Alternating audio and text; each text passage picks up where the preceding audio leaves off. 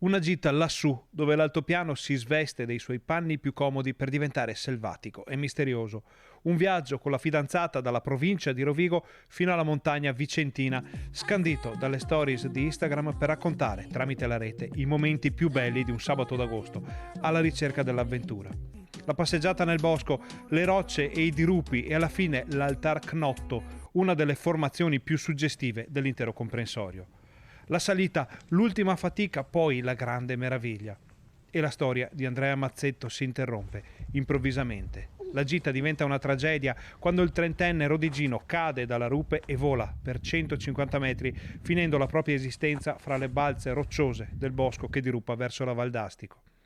Restano ancora ignote le cause e la dinamica esatta dell'incidente avvenuto nel primo pomeriggio di oggi e costato la vita al giovane imprenditore di Rovigo, titolare di un'impresa di tinteggiature.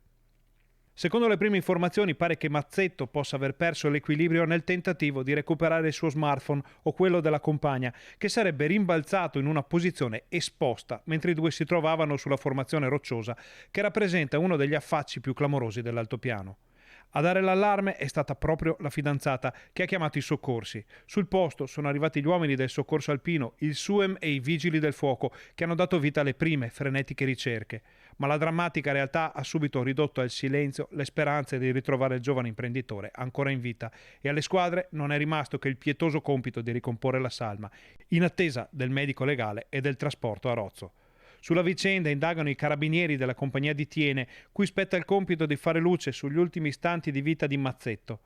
Quel che è successo prima è raccontato dalle fotocamere dei cellulari del giovane e della fidanzata, con il trentenne intento a scalare l'altar Knotto, quindi lui che la invita a salire sulla parte sommitale. Ce la puoi fare?